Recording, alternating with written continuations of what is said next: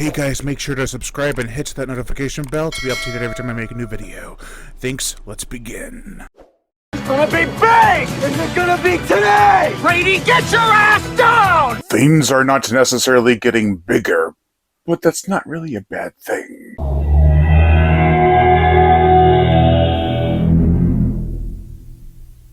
Tremors 2 Aftershocks.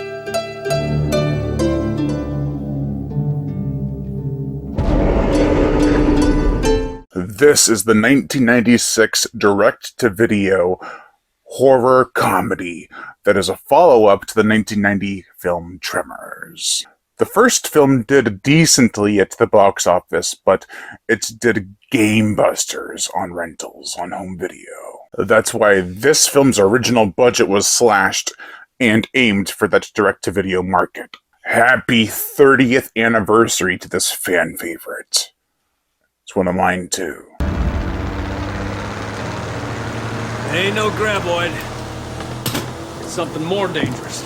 The plot: Earl Bassett has experienced the hardships of life. Routine maintenance, ostrich farming, giant underground worms. When fame met him, he soon realized that don't mean squat. Especially if you don't plan ahead. Now, a new opportunity has risen. The creatures are back, and this time near a Mexican oil refinery.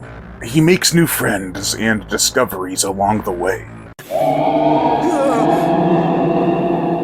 God almighty. It's like Aliens for the first 20 minutes, before deciding to go ahead and do its own thing. A team, or in this case a duo, are sent in to handle a problem near a facility. What happened to the workforce? It's definitely not turnover. After that, though, it's a whole new adventure. My love for this movie, and this franchise, really, knows no end. Hey, Bert! Are you sure you don't have any more bullets?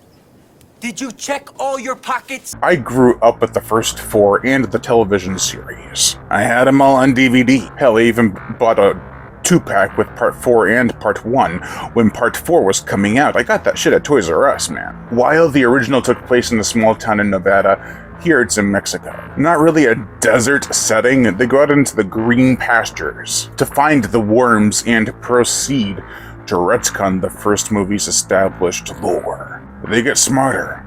They don't fall for the same shit twice. Except now they do.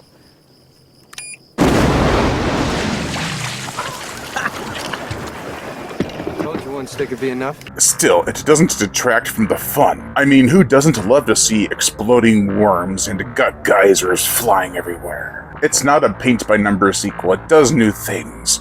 The worms have a life cycle now that is established more in the third one. Anyway, the worms have turned. Jesus, how big is this thing?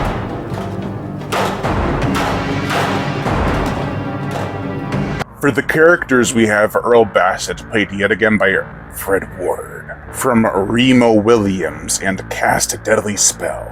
Earl was put in the spotlight when he and Val discovered the worms. In that, he lost his ability to plan ahead, presumably by the overwhelming sense of fame. It is realistic to have someone lose their moral code when given the prospect of money. He does not want to go back out and hunt more graboids, but the salary he'd make. And yes, they are officially called graboids in this film. Who named them graboids, anyway? Friend of ours, Walter Chang. He named them. Then they ate him. Anyway, he reluctantly goes, but's not alone. Grady Hoover, played by Chris Garton, possesses a boyish wonder, and gets overly enthusiastic about little and big things. Equally so. They're all the same to him. He's a buffoon, but not entirely clueless. He does take a little longer than expected how to play rock, paper, scissors.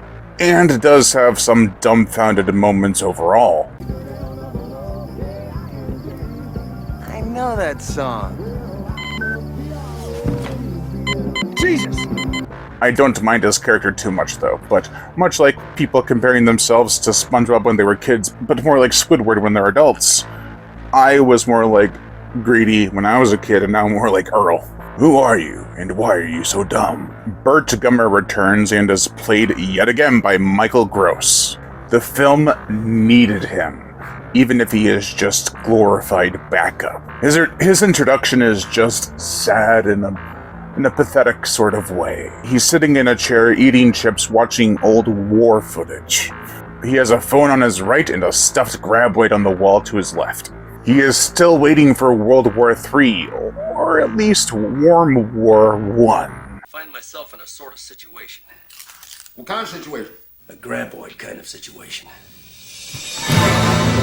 He comes in hot, with guns at the ready. It's not quite the Gummer show yet, but it is starting to be for this franchise.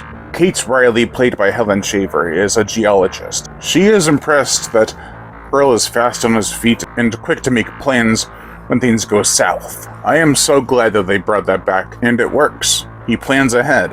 Oh yeah, I do that, and I do it damn well. And what you gonna do with all your money? Invest it. But you're talking mutual funds. You're thinking small. See, I'm thinking big. I'm thinking theme park. We also have Pedro, Julio, and Ortega. Ortega hires Earl and Grady and then just kind of disappears. He's not even there when Bert arrives. You would think he would have some say on who else he's hiring to kill these damn worms. He didn't need to return, but it was kind of weird. He comes in earlier offering them double for a live worm. You would think he'd have like some villainous intentions and he would get his comeuppance, but no, he just poof. I do feel like the character of Julio was added because maybe the actor who was playing Ortega only had so many days to film they ran out of time? Maybe? Well, best of luck to you, eh? Vayan con Dios. Pedro's just a friendly old Mexican truck driver who helps them out whenever he can, but can only do so much. There's also an oil worker played by Thomas Rosales Jr., who was in The Lost World Jurassic Park and met a pretty bad fate in that movie. That one was quicker, though. This one was worse. For the gore, the effects, there are only 3 human deaths in this film. A far cry from, 11 in the first. None of them are particularly graphic. We do get a pair of severed arms and a leg munching. The warm gore is awesome, though. It definitely is a hard PG-13, with explosive geysers of goop. The Shriekers, as they are referred to in the next film, explode with bullet hits. It's a sight to behold when Bert brings out the big gun. Cover your ears. With a $4 million budget, they managed to do a lot with a little. There is CGI in here. It doesn't look that bad, especially for 1996. Come on now. This is some good stuff. The new threat are 2-legged, chicken-warm creatures that run around and shriek, but they're adorable. I do like that it's a cutesy design, though, because it makes you kind of feel unsuspecting of how dangerous these things are and how fast they can reproduce. These guys have taken a completely different evolutionary path. For the motion picture soundtrack, this film was composed by Jay Ferguson, who brought us the trippy, out there, A Nightmare on Elm Street 5, The Dream Child score. He really brought an energy to this film. It doesn't slow, it's not meandering. Much like the movie itself, it's fun. The intro has some unsettling Mexican music, which is something I thought I would never say, or hear for that matter. Overall, the worms have turned, but my enjoyment has not. It is professionally presented in a way that feels natural, like a great continuation of the first film. Here are the events, and here's what's happening, and now here's the new problem. We have now determined that the men were killed by a certain large underground animal. Graboids. It makes for a great double feature with the first. A huge detractor for a lot of the audience back in the day was that, hey, this one doesn't have Kevin Bacon. What the hell? Though I don't think they ever do Val's character dirty. It's mentioned why he's not there or how they're doing, him and Rhonda, but it's not ever out of spite or in poor taste. They never hate on the actor for not coming back, which is commendable. He is unwilling to help us. Sure. Val married a good woman. Why would he want to die? I say check it out. It's a blast from the past and is definitely enough to make you a score. That's gonna do for this video, guys. I have been your host, Brian Gatto. Make sure to like, comment on, as well as share this video, like my Facebook fan page. Also hit that notification bell to be notified every time I make a new video, and as always, subscribe. Is that a coyote? Yep. Man, he better keep quiet. Yep.